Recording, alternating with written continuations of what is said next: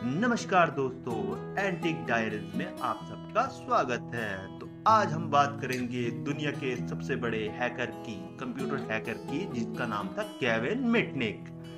Kevin Mitnick का जन्म 1963 में कैलिफोर्निया में वेनासी में हुआ था। जब 12 साल की उम्र में और बच्चे गेम स्पोर्ट्स खेलते हैं, उस वक्त केविन को बसों में ट्रेवल करना पसंद था, लेकिन उस वक्त उस पे पैसे कम हुआ करते थे। तो एक दिन उसने देखा कि बस ड्राइवर चेक इन करते समय पंचिंग मशीन से पंच करता है टिकट में।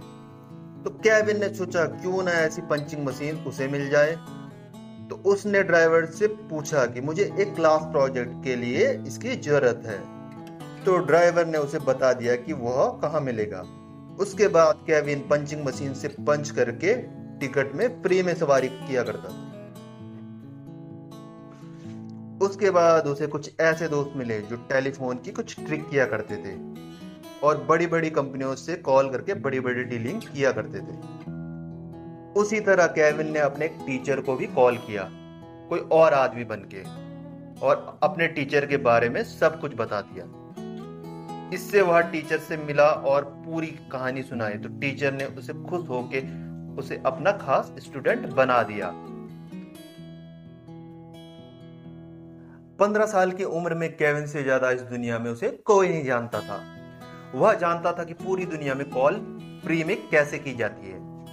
इसके बाद वह एक हैकर ग्रुप में शामिल हुआ, लेकिन उस हैकर ग्रुप की एक शर्त थी कि वह जब डिजिटल इक्विपमेंट कॉरपोरेशन की सिक्योरिटी को तोड़ेगा तभी उसे वह इस ग्रुप में शामिल करेंगे।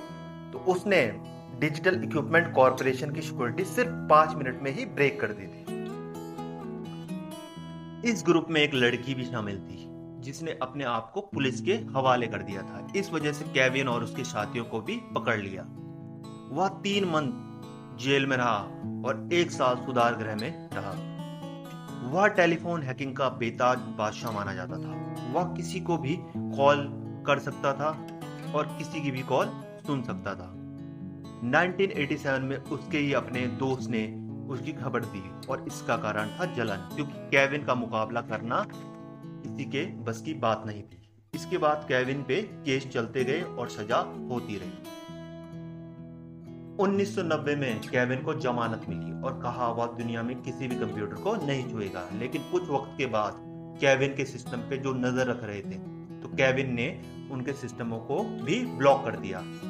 और जिस जज ने उसे सजा दी थी, तो उसके पूरे बैंक अकाउंट को भी उसने खाली कर दिया। अदालत में जितने भी डिजिटल रिकॉर्ड थे, उसने सबको डिलीट कर दिया गया। अब उसके खिलाफ न कोई शिकायत थी न कोई सबूत। अब एफबीआई संस्था ने उस पे नजर रखना शुरू कर दिया। 1992 में उसने एफबीआई के सिस्टम को भी हैक कर दिया और उसकी कॉल भी टेप कर ली। 1994 में उस पे आरोप लगा कि उसने मोटोरोला का सेलुलर सॉफ्टवेयर चुरा लिया था। 25 दिसंबर 1994 में उसने दिखा दिया कि वह क्या कर सकता है। उसने सुटुमा सिनोमोरा का कंप्यूटर हैक कर लिया था, जो उस वक्त अमेरिका के सबसे बड़े टेक्निकल सिक्योरिटी एक्सपर्ट थे। 15 फरवरी 1995 को पुलिस ने उसे गिरफ्तार कर लिया था। कहा जाता है उसने खुद को सरेंडर किया था, क्योंकि उसे पकड़ना नामुमकिन था। उस पे 23 अलग अलग केस थे और $80 मिलियन चुराने का आरोप था।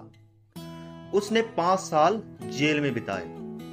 अदालत में तो यह भी बोला जाता था कि अगर उसे एक टेलीफोन मिल जाए तो वह पूरे एरोस्पेस को कंट्रोल कर सकता है और साथ एक टेलीफोन से किसी भी मिसाइल को लॉन्च कर सकता है। लेकिन वह यह हैकिंग अपने शौक के लिए किया करता था। कभी इसने हैकिंग से किसी को नुकसान नहीं पहुंचाया। 2005 में वह जेल से बाहर आया। उसके बाद उसने कभी हैकिंग नहीं की। 2003 के बाद उस पे सारे आरोप हटा दिए गए और 2010 के बाद से वे कंप्यूटर सिक्योरिटी में काम कर रहे हैं। फिर उन्होंने अपनी कंपनी भी खोली है, जिसका नाम उन्होंने डिफेंस थिंकिंग रखा है। वह आज बड़ी बड़ी कंपनियों को सिक्योरिटी प्रदान करते हैं। तो दोस्तों, आपको केविन मिटनिक की स्टोरी कैसे लगी कमेंट में हमें जरूर बताइए। लाइक कीजिए, शेयर कीजिए। धन्यवाद।